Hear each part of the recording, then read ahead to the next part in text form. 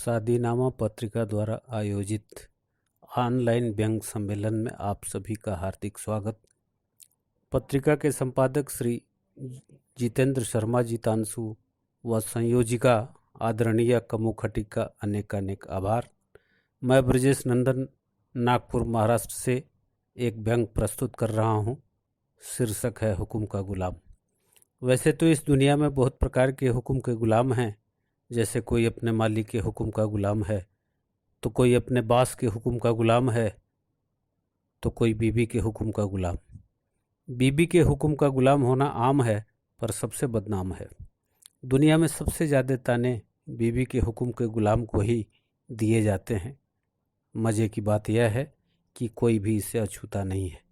सच कहें तो हमारे देश में हर साख पर हुक्म के गुलाम बैठे हैं, जो अपने आका के हुक्म की गुलामी में इतने पारंगत हैं कि किसी को नज़र ही नहीं आते। कभी किसी राज्य का आला अधिकारी अपने आका का हुक्म बजाने के लिए अपनी सारी योग्यता को ताक पर रख देता है। क्या करे, उसकी भी मजबूरी है। उसकी छवि में भले बट्टा लग जाए, पर उसे तो अपने आका का हुक्म बजाना है। यह जानते हुए भी कि आज के दौर में जनता को मूर्ख बनाना इतना सहज नहीं है। यह पब्लिक है, सब जानती है। वह अधिकारी झूठे कसीदे करता है। यह हिंदुस्तान की जनता है, जिसकी प्रतिभा का लोहा पूरी दुनिया मानती है। यहाँ की आवाम नासा में झंडा गाड़ने का मद्दा रखती है। फिर भी जब नेताजी किसी राष्ट्रीय चैनल पर बैठते हैं तो उन्हें अपना और अपनी पार्टी का खेल नहीं दिखता। नेताजी को हमेशा दूसरे की गिरहबान में झांकने और अंधेरे में दूसरे की जेब टटोल कर कुछ दिखाने में बड़ा मज़ा आता है। चैनल पर बैठकर नेताजी को आग लगाने में महारत हासिल होती है।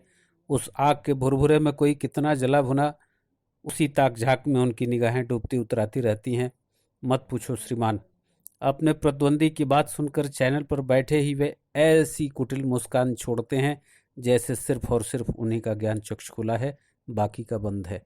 वहाँ बैठे बाकी लोग व दर्शक तो बिल्कुल निरे बेवकूफ़ हैं, कुछ जानते ही नहीं।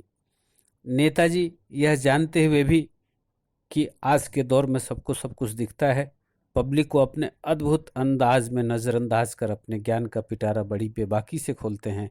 मानो पब्लिक जाए भाड़ में, उनकी बला से उन्हें तो अपनी बेतुकी बेहूदी बात को भी बड़े दमखम से रखना है।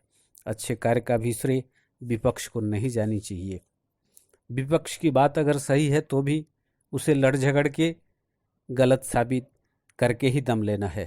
भले ही सो परिचर्चा सो के बदले हारर सो में बदल जाए, क्योंकि नेताजी तो पार्टी के हुक्म के गुलाम जो ठहरे।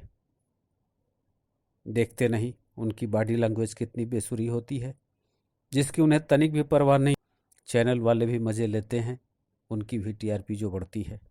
अगर भूल से भी नेताजी ने अपनी पार्टी के विरुद्ध जाकर विपक्ष के किसी सही बात का समर्थन कर दिया तो प्रोटोकॉल टूटने से पार्टी उन्हें बाहर का रास्ता दिखा सकती है। फिर पार्टी के खूंटे से उनकी डोर खुलते ही उनकी ज़िंदगी का पूरा मानचित्र बदल जाएगा। नेताजी गोबर से गोईठा बनाने के लालच में नेता नहीं बने। किसी गरीब की तरह आधा पेट खाकर जीवन यापन करने के लिए नेता नहीं बने। किसी आदिवासी की तरह भुने आलू और चटनी खाकर पेट भरने के लिए नेता नहीं बने। किसी मजदूर की तरह पैदल भागकर अपनी टांग दुखाने के लिए नेता नहीं बने। नेताजी देश के बिगड़ते हालात का जिम्मा उठाने के लिए नेता नहीं बने। सांप्रदायिक सद्भाव और भाईचारे का सुखद माहौल बनाने के लिए नेता नहीं बने। प्रत्युत बेबस जनता पर अपना धौंस जमाने के लिए नेता बने। दूसरे की बात अनसुनी कर अपने मोह मियाँ मिठू बनकर ऐश की जिंदगी गुजारने के लिए नेता बने। आईएएस और आईपीएस अधिकारियों को अपना और अपनी पार्टी के हुक्म का गुलाम बनाने के लिए नेता बने। अतः हमें नेताजी की भलाई पार्टी के हुक्म का गुलाम बन के रहने में ही है। ऐसे हुक्म के गुलाम से भगवान बचाएं।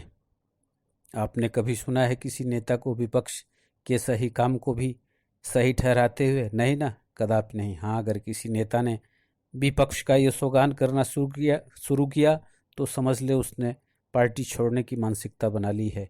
यही सार्वभौम सच है। बस धन्यवाद, पुनश्च आभार। जय हिंद।